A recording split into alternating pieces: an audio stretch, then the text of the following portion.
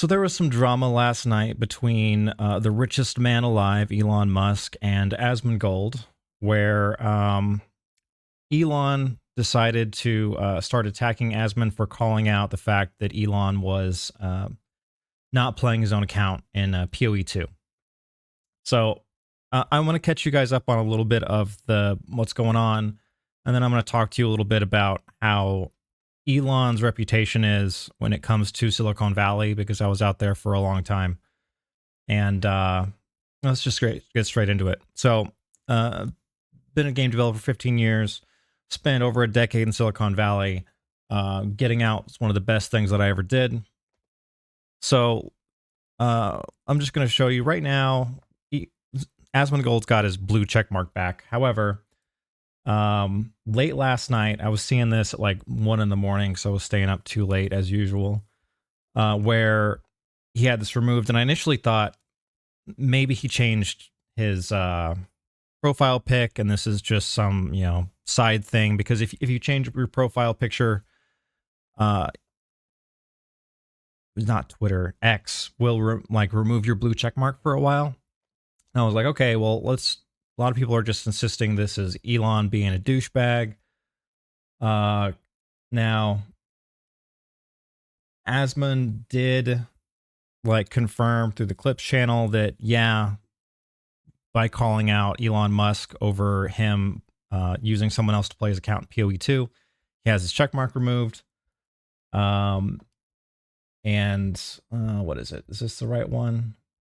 Oh yeah, people have been community noting Elon over this because he's insisting that he's not good at video games. And he started leaking direct messages saying, hey, do you have editors? And he's like, yeah, these are the people. This is great. Because, he streams a lot, so he has dedicated people to put stuff on YouTube where he says he gets most of his money. I don't know about anymore because he's got subscriptions enabled on Twitter, Twitch. So let me tell you a bit about Elon. So the thing with Elon is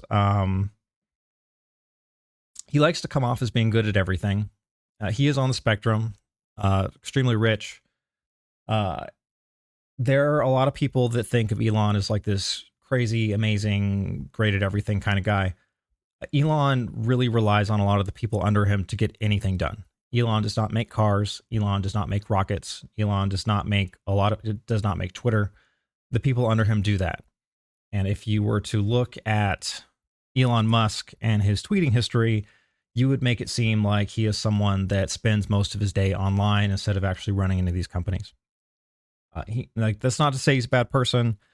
Like everyone, he's got good and bad. I think he did an amazing job at highlighting a lot of really heinous abuses that were out in the United Kingdom, where politicians there were opting to side with savages instead of siding with their own citizenry.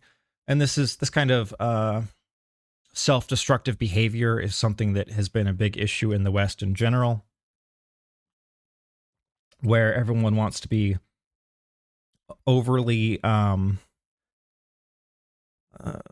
kind to people that want to harm them.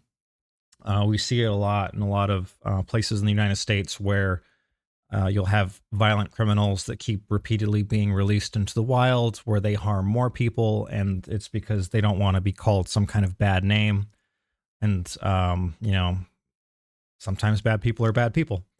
You can't fix that, whether it's mental illness or whether it is their upbringing, like whatever you may want to call it, it doesn't matter. So Elon has always been known as kind of like a really, really petty individual. Perfectly fine if he's just in doing something, but if you get on his bad side, he will really laser focus and go off on you. We saw a lot of accounts during the H1B conversation that happened not too long ago as of this video, a couple weeks ago, where they were like, hey, you're lying about a lot of how you're presenting the H1B, because foundationally it's being used to import cheaper foreign labor to replace American workers. And I'm sure you could point to a few examples. Sorry, I whistled a bit there. I'm sure you could point to some companies that legitimately use the H-1B system. I think on balance it's terrible. I think it is extremely like abused to the extreme by a lot of these companies. And a lot of companies get sued over time because they are supposed to want to hire American workers first, and they end up being like, this is how you don't hire Americans because it's cheaper. So Elon was going through removing blue check marks from individuals, right? And here we have another case where someone called him out in a video game, and his response was to remove your check mark. How dare you? Let me start leaking direct messages to insist that you're bad at video games and that your editors are somehow your masters of like what you do. So let's say the person doing this was the previous CEO of Twitter, Jack Dorsey. Everyone would be up in arms saying like, oh, this kind of censorship is inexcusable. This is really bad. A lot of people are going to excuse this because they're like, oh, well, it's just Elon. But this is not only petty, it is also he's abusing his position. He is not following a, oh, sorry, I just woke up. This is not a principled stance on how you run a platform. How you run a platform, if you're going to say, I want a freedom of speech model, is you don't take people that call you out on lies, which is what this was. Like he was lying about being an expert at PoE2, a video game. And you don't take people that call you out on it and then remove their reach. That is foundationally anti-freedom of speech, as much as he says he likes it. So it very much comes off as freedom of speech that I like, and if you call me out and make me look bad, I'm just going to start taking away things, like taking away your check marks, taking away your subscriptions. This is unhinged behavior. He had a generally working for Musk in the Bay Area was considered like a worst case scenario. You had some people that were like, oh, he can't be that crazy, right? But your general demands, like he'll look at these major companies and be like, well, you should all be working like 60 hours a week. And if you have a place where you're paying people a metric ton of money, sure. I think that's fine because you're compensating them for their labor and time. I don't think you should be doing that nonstop. That burns you out. Like a lot of, I hear a lot from people that work between NVIDIA and Intel, for example. Intel's pretty chill because Intel as a company is awful. But NVIDIA, they work a ton because a lot of the folks that work at NVIDIA have become millionaires through equity grants where they're getting stocks. I had a story of one guy been working there for over a decade, and so people were talking one day and they were like, oh man, I've got all this money in stock. And he's like, man, I wish I got stock. And they were like, you do. This is the place where you access your account. So he finally is like, oh, I have an account. I should look at that. So he looks on there, finally gets access. He checks the account. He's got over $15 million in stock. So he goes into work the next day and he's like, I guess I'm retired, guys. I'm done.